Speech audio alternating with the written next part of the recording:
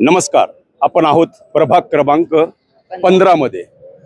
या प्रभाग क्रमांक 15 मध्ये सुद्धा थोडंसं असे अलीकडे असो, या प्रभाग क्रमांक 15 मध्ये सुद्धा अमित देशमुखांनी बाजी मारलेली आहे उमेदवार देण्यामध्ये. म्हणजे मी तर पूर्वीपासून सांगतोय की अमित देशमुखांनी उमेदवार निवडण्यामध्ये अर्धी लढाई जिंकलेली आहे.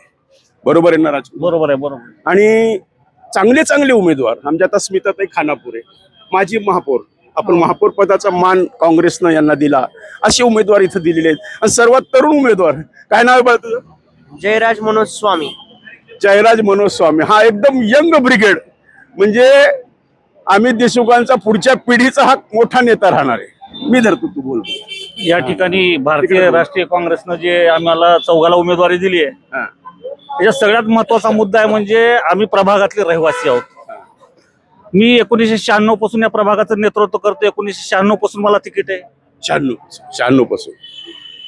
आज मी 2006 पासून 2017 पर्यंत या ठिकाणी काम केलंय. 2012 मध्ये महापौर मॅडम आपल्या स्मिताताई आणि मी या ठिकाणी निवडून आलो. या प्रभागातून लातूर शहराला पहिला महापौर देण्याचा मान आमच्या प्रभागाला मिळाला. हा काँग्रेस पक्षानं दिला आणि महिलाचा सन्मान आमच्या प्रभागाने केला. म्हणजे या प्रभागाला महापौर पद मिळालं स्मिताताई. पहिलं महापौर महापालिकेचं, महिला पहिलं महापौर. हा. अरे वा. हा. त्या काळात म्हणजे 2006 पासून 2012 ते 2017 पर्यंत आम्ही काम केलं. या ठिकाणी काम करत असताना सर्वसामान्य माणसाला केंद्रबिंदू बांधूनच काम केलं. पण आता जे भाजपनं उपरी उमेदवार दिले, तुमचं तेच मत आहे ना की आयात केलेले उमेदवार आहेत? बरोबर आहे. आणि भाजपनं बघितलंय की कोण पैसे जास्त देऊ शकतो. आम्ही असं ऐकलेलं आहे की तिकीट वाटपात सुद्धा भरपूर भ्रष्टाचार झालेला आहे. काय खंडण्या गोळ्या करण्यात आलेल्या आहेत की लाव पैसा लेके जाओ तिकीट, असा काही प्रकार आम्ही ऐकायला लागलो. लातूर शहरात प्रथमच ऐकायला लागलो आपण की एवढ्या मोठ्या प्रमाणात तिकीट वाटपामध्ये सुद्धा भ्रष्टाचार झालेला आहे. तर या प्रभागामध्ये सुद्धा बाहेरचे उमेदवार इथं आलेले आहेत. सगळे धनदांडगे जात दांडगे जमा झालेले आहेत. फक्त आता मला स्मिताताईला थोडं बोलतं करायचं. स्मिताताई बोला तुम्ही. मी प्रभाग क्रमांक 15 मधून भारतीय राष्ट्रीय काँग्रेस आणि वंचित बहुजन आघाडीची अधिकृत उमेदवार आहे. मी प्रभाग क्रमांक 15 क मधून निवडणूक लढवत आहे. प्रभाग क्रमांक 15 मधली मी 2012ची निवडणूक लढवलेली होती आणि त्या ठिकाणी निवडून आले. आणि माननीय लोकनेते विलासरावजी देशमुख साहेब, शिवराज पाटील चाकूरकर साहेब, दिलीपरावजी देशमुख साहेब आणि अमित भैयांमुळे मला लातूर शहराची पहिली महापौर म्हणून काम करण्याची संधी मिळाली. आता 2026 मध्ये आम्ही परत इलेक्शन लढतोय आणि यावेळी सुद्धा आम्ही प्रभागामध्ये फिरत असताना खूप चांगला रिस्पॉन्स मिळतोय. आणि सगळ्यांचं म्हणणं तेच येतंय की समोरच्या पार्टीने जे उमेदवार दिलेले ते बाहेरचे आणि बाहेरचे उमेदवार आम्हाला नकोयत. आम्हाला वार्डात राहणारे, आमच्या सतत संपर्कात असणारे उमेदवार हवे आहेत. त्यामुळे त्यांचा खूप मोठा पाठिंबा. कसं होतंय ते बाहेरचे मोठे उमेदवार पैसेवाले आहेत, प्रचंड संस्थानिक आहेत, त्यांना कुठं शोधत जायचं आपण? कारण ते बिझी असतात, त्यांच्या मुंबईला मीटिंग असतात. खरे गणित आहे. आम्ही सगळ्यांना 24 तास अवेलेबल होणारे, आमच्या घरापर्यंत कुठेही वेटिंग करायची गरज नाही. डायरेक्ट आले की आम्हाला भेटू शकतात.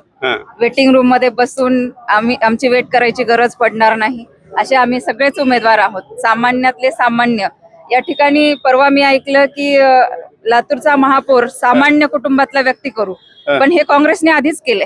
मी एक सामान्य कुटुंबातली व्यक्ती आहे आणि सामान्य महिलेला महापौर पद देऊन लातूर शहराची ऐतिहासिक नोंद या ठिकाणी झालेली आहे. म्हणजे जे काँग्रेसने आधीच केले ते तुम्ही काय करणार, हा प्रश्न. तुझं काय नाव आहे बाळ?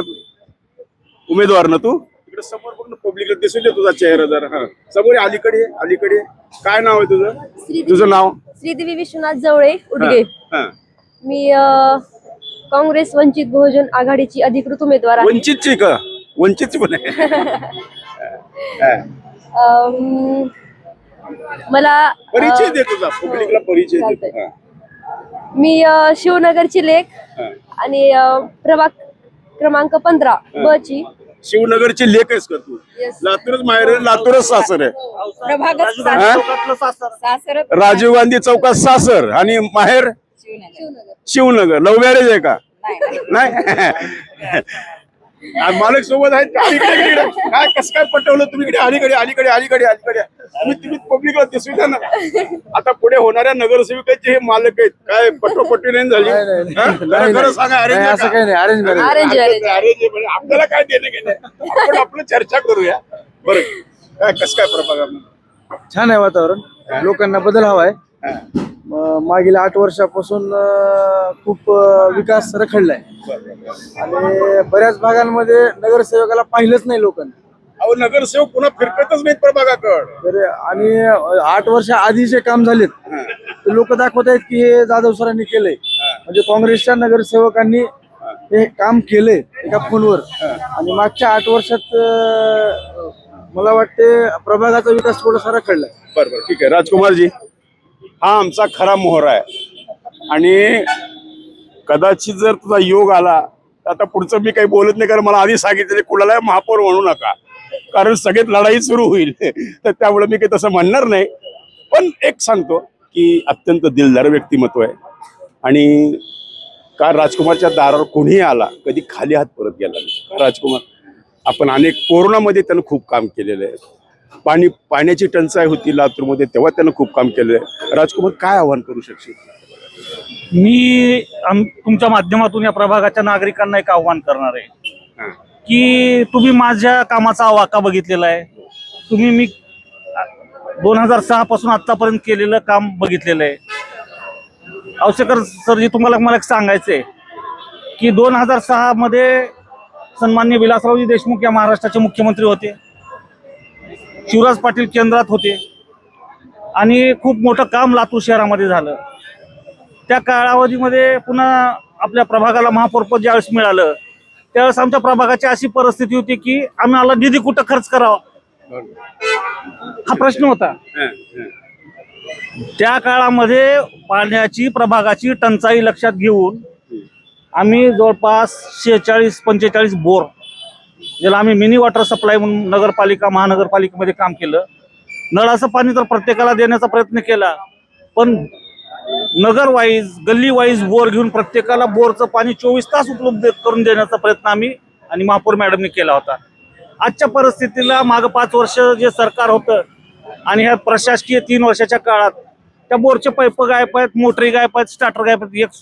जे यांनी बसवलं गायब आहे सगळं. ते भाजपचे जे काही इथं नगरसेवक निवडून आले त्यांनी गायब करून टाकलं, असं तुम्हाला म्हणायचं? त्यांनी केलं नाही. हा, त्याच्यावर जी नियंत्रण असलं पाहिजे, नियंत्रण करू शकले नाही.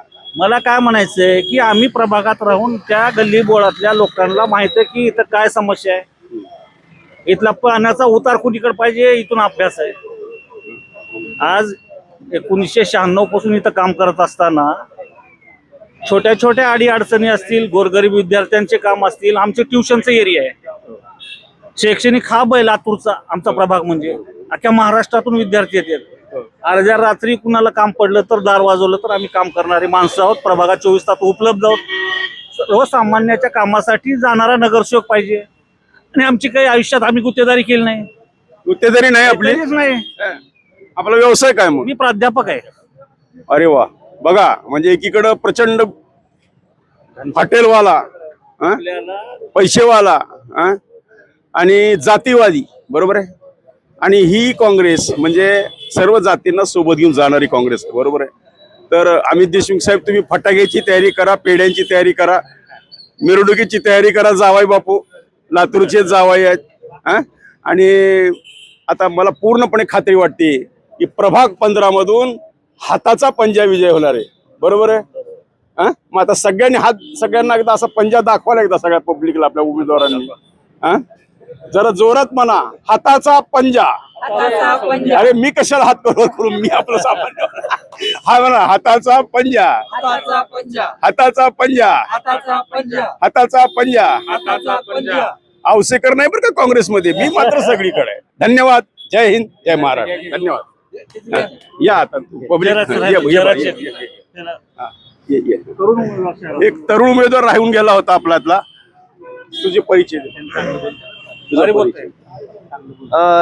तरुण उमेदवार तुम्ही म्हणलात, पण आताच विसरलात. हे खूप लवकर म्हणजे तुम्ही मला खरं तर तरुण म्हणून लवकर समोर आणायला पाहिजे. आज मला जास्त गरज आहे त्या गोष्टीची. तू तरुण नाहीस का? नाही, पण तुम्ही रिप्रेझेंट करण्याची आज मला जास्त गरज आहे. हे तर सगळ्या लातूरकरांना माहिती. प्रभाग 15ला तर सोडा. म्हणजे लग्न व्हायचंय का तुझं अजून?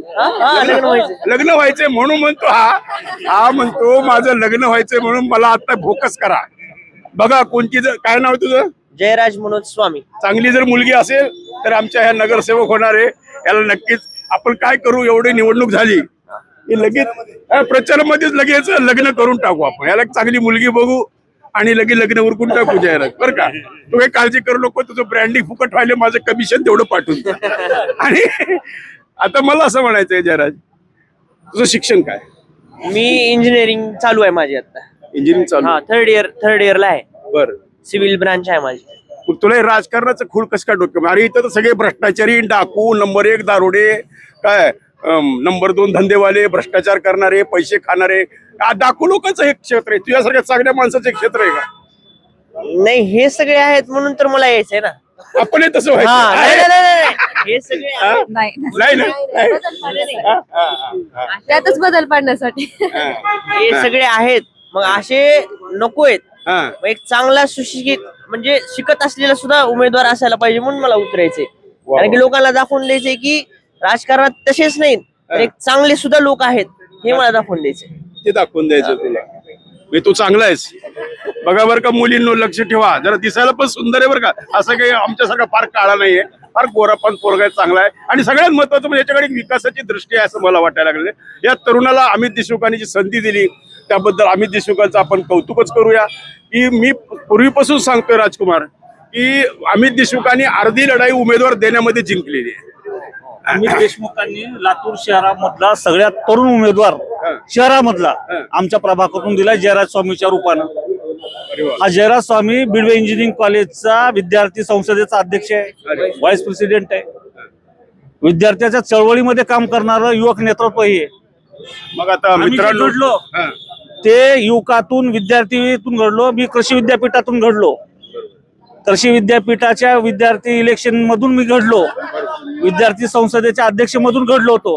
आज मी 30-35 वर्ष या प्रभागात काम करत असताना आता कुठेतरी हँड ओव्हर करावं लागणार आहे पुढचं. तुम्हाला पूर्णपणे खात्री वाटते का लोक तुमच्या पाठीशी आहे? 100%.